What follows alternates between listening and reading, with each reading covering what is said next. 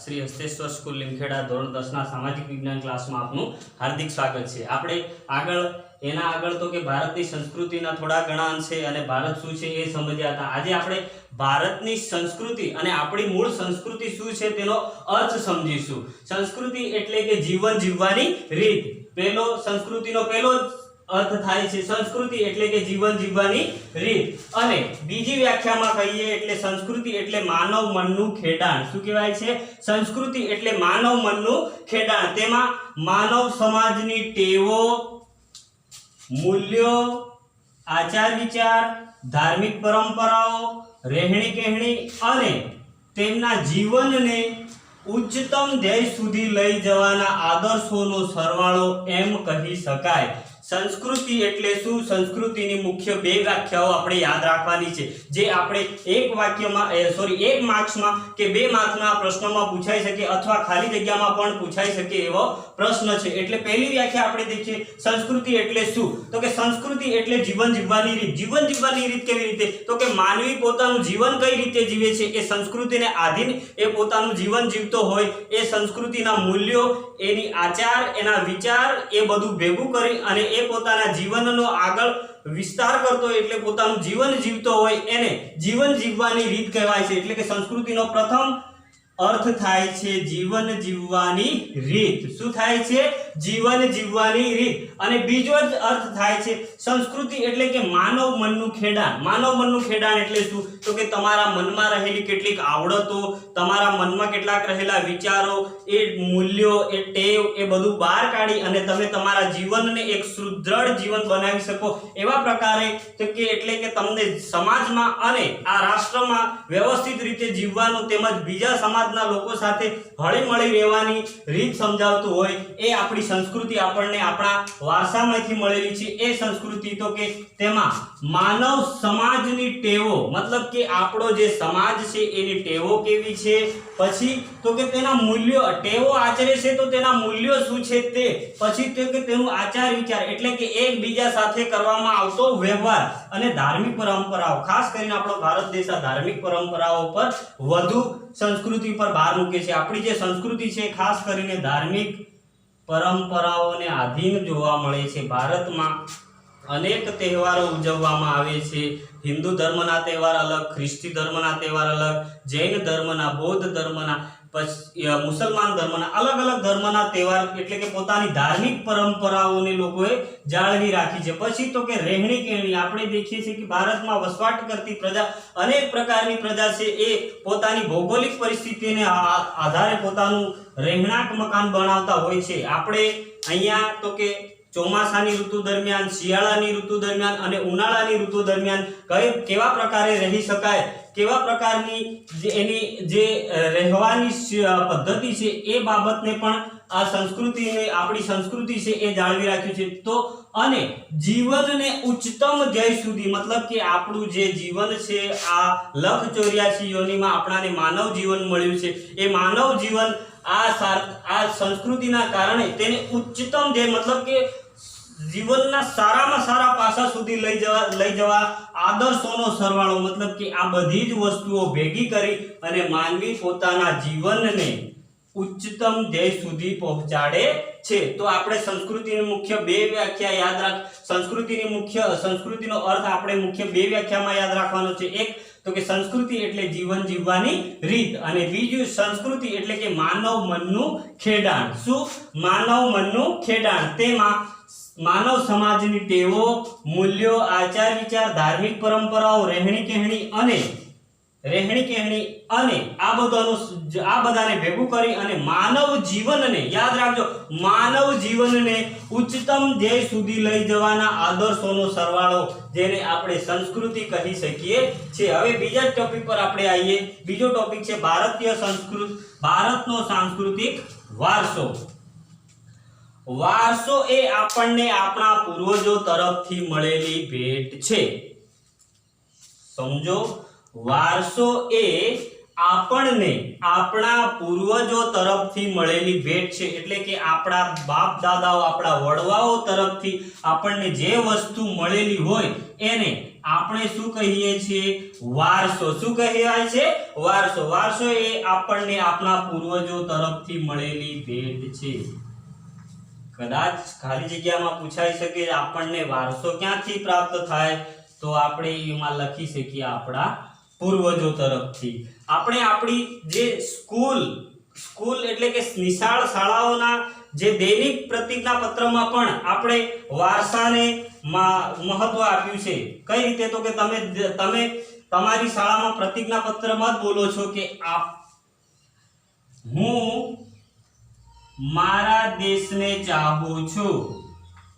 સ્વાભાવિક છે કે આપણે આપણો દેશ છે એટલે આપણને એના પર ગર્વ છે, અને આ જ પ્રતિજ્ઞા આપણે આપણા પહેલા ધોરણથી લઈ અને છેક સુધી આપણે આ પ્રતિજ્ઞા બોલતા હોઈએ છીએ. હું મારા દેશને ચાહું છું અને તેના સમૃદ્ધ અને વૈવિધ્યપૂર્ણ વારસાનો મને ગર્વ છે. શું છે કે તેના સમૃદ્ધ એટલે કે વિશાળ અને વૈવિધ્યસભર એટલે કે વિવિધતા ધરાવતા વારસાનો મને શું છે?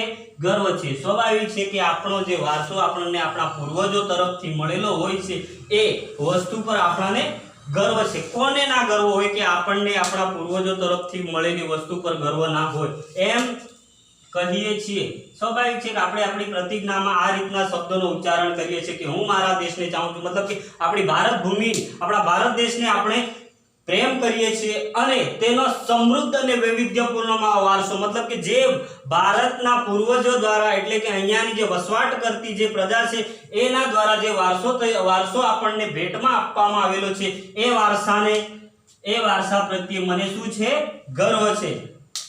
ભારતનો પ્રાકૃતિક વારસો અને ભારતનો સાંસ્કૃતિક વારસો એમ ભારતના વારસાને બે વિભાગમાં વિભાજિત કરવામાં આવ્યો છે. ભારતના વારસાને મુખ્ય બે વિભાગમાં વિભાજિત કરવામાં આવ્યો છે. કદાચ એક વાક્યમાં પ્રશ્ન પૂછાઈ શકે કે ભારતના વારસાને કેટલા વિભાગમાં વિભાજિત કરવામાં આવ્યો છે? તો આપણે લખી શકીએ બે વિભાગમાં. કેટલા? બે વિભાગમાં. કયા? તો કે એક પ્રાકૃતિક વારસો અને બીજો સાંસ્કૃતિક વારસો. ભારતના વારસાને મુખ્ય બે વિભાગમાં વિભાજિત કરવામાં આવ્યો છે. કયા? ભારતનો પ્રાકૃતિક વારસો અને સાંસ્કૃતિક વારસો. તો આપણે આ બે વિભાગને ડિટેલ્સમાં જોઈશું. ભારતના વારસાના મુખ્ય બે પ્રકાર, જેમાં પહેલો પ્રકાર છે પ્રાકૃતિક વારસો. તો આપણે પ્રાકૃતિક વારસો છે શું એના વિશે અભ્યાસ કરીએ. પ્રકૃતિ, પર્યાવરણ અને માનવ જીવન વચ્ચે નિકટતમ સંબંધ ધરાવે છે તેને પ્રાકૃતિક વારસો કહેવાય છે. એટલે કે પ્રકૃતિ, જીવ જંતુ, આ પૃથ્વી પર વસવાટ કરતી તમામ પ્રકારની જીવ જંતુઓ, અહીંયાની જે જમીન છે એના પર ઉગી નીકળેલ વનસ્પતિઓ વગેરે, અને પર્યાવરણનો માનવ જીવન સાથેનો નિકટતમ એટલે કે નજીકનો સંબંધ એને પ્રાકૃતિક વારસો તરીકે ઓળખવામાં આવે છે. બીજું તો કે પ્રાકૃતિક વારસો એ માનવ જીવનને મળેલી કુદરતી અમૂલ્ય ભેટ છે. આપણને પ્રાકૃતિક વારસો ક્યાંથી પ્રાપ્ત થાય છે? તો કે કુદરતમાંથી, મતલબ કે આપણને ભગવાન દ્વારા જે નિર્મિત વસ્તુઓમાંથી, જેમ કે નદીઓ, સરોવરો, ઝરણા, જમીન ઉપર જે વસ્તુ જોવા મળે છે એને આપણે પ્રાકૃતિક વારસામાં સમાવેશ કરીએ છીએ. એટલે કે આમાં કહેવાય છે કે પ્રાકૃતિક વારસો એ માનવ જીવનને કુદરત તરફથી મળેલી ભેટ છે. શાના તરફથી? તો કે કુદરત તરફથી મળેલી ભેટ છે. આ વારસામાં શાનો સમાવેશ થાય છે? તો કે પર્વતો, નદીઓ, ઝરણા, મહાસાગરો, જંગલો વગેરેનો સમાવેશ થાય છે. પ્રાકૃતિક વારસામાં કઈ વસ્તુઓનો સમાવેશ થાય છે? તો કે એક પર્વતો, નદીઓ, ઝરણાઓ, મહાસાગરો અને જંગલો. આ બધી જ વસ્તુઓ આપણને પ્રાકૃતિક વારસા એટલે કે આપણને કુદરત તરફથી મળેલી છે. પ્રકૃતિ સાથેના વ્યવહારમાં પ્રકૃતિ મતલબ કે આપણાને જે આ પ્રાકૃતિક વારસો છે એનાથી આપણને સમજૂતી ક્યાંથી પ્રાપ્ત થાય છે? તો કે પ્રકૃતિ સાથેનો વ્યવહાર આપણને પંચતંત્રની વાર્તાઓ શાનામાંથી મળે છે? પંચતંત્રની વાર્તાઓ અને બૌદ્ધ ધર્મની જાતક કથાઓમાંથી પ્રાપ્ત થાય છે. મતલબ કે જે પ્રાકૃતિક વારસો છે એ પ્રાકૃતિક વારસાનો આપણને માનવ સાથેનો વ્યવહાર ક્યાંથી પ્રાપ્ત થાય છે? તો કે પંચતંત્રની જે વાર્તાઓ છે અને બૌદ્ધ ધર્મની જાતક કથાઓમાંથી આપણને પ્રાપ્ત થાય છે. આપણા તહેવારો, ગીતો, કવિતાઓ, ચિત્રો વગેરેમાં આપણને ઋતુચક્રનું નિરૂપણ જોવા મળે છે. આપણને આપણા જે તહેવારો છે, મતલબ કે આપણા તહેવારો આપણે પ્રકૃતિને હિસાબે એટલે કે પ્રકૃતિના ઋતુચક્ર પ્રમાણે આપણે એને ઉજવતા હોઈએ છીએ. આપણા ગીતો અમુક ભાષાઓ, અમુક જે બોલીઓ, પ્રાદેશિક ગીતો છે એ પ્રકૃતિને આધારિત જોવા મળે છે. ગીતો, વરસાદના ગીતો, પછી હોળીના ગીતો, અનેક પ્રકારના જે ગીતો છે એ આપણને તો કે જે ઋતુચક્ર જે અલગ અલગ ઋતુઓને આધારે છે એ જોવા મળે છે. પર અને અનેક આપણી જે કવિતાઓ છે, આપણી કવિતાઓમાં આપણને પણ ઋતુચક્રનો અનુભવ જોવા મળે છે. અને કેટલાક ચિત્રકારો દ્વારા જે ચિત્રો બનાવવામાં આવે છે એમાં પણ આપણને મુખ્યત્વે રૂપે ઋતુચક્ર જોવા મળે છે. ખાસ કરીને આપણને એક ચિત્ર કોઈ કે બનાવવા કીધું હોય તો આપણે પહેલા જ ચિત્ર કોનું બનાવીએ છીએ તો કે ઉગતો સૂર્ય હોય છે, પહાડ હોય છે, ત્યાંથી નદી પસાર થતી હોય છે, ઉપર પંખીઓ ઉડતા હોય છે, નાના બાળકો રમતા હોય છે. આવા ચિત્રોમાં પણ આપણે આપણી પહેલી અગ્રિમતા કોને આપીએ છીએ તો કે આપણા ભૌગોલિક પ્રદેશને હિસાબે આપણી પ્રકૃતિને આપીએ છીએ. પછી ખાસ મહત્વની વસ્તુ, આયુર્વેદિક અને યુનાની જેવી ચિકિત્સા પદ્ધતિ પણ પ્રકૃતિને આધારિત છે. ભારતમાં અને વિશ્વમાં આ આયુર્વેદિક પદ્ધતિ એ પ્રકૃતિને આધારિત છે. ભારતમાંથી જે આપણા જે જંગલો છે એ જંગલોમાંથી મળતી વનસ્પતિઓ અને એમાંથી જે છોડવાઓ મળે છે એ છોડવાઓમાંથી અનેક પ્રકારની દવાઓ બનાવવામાં આવે છે. પહેલાના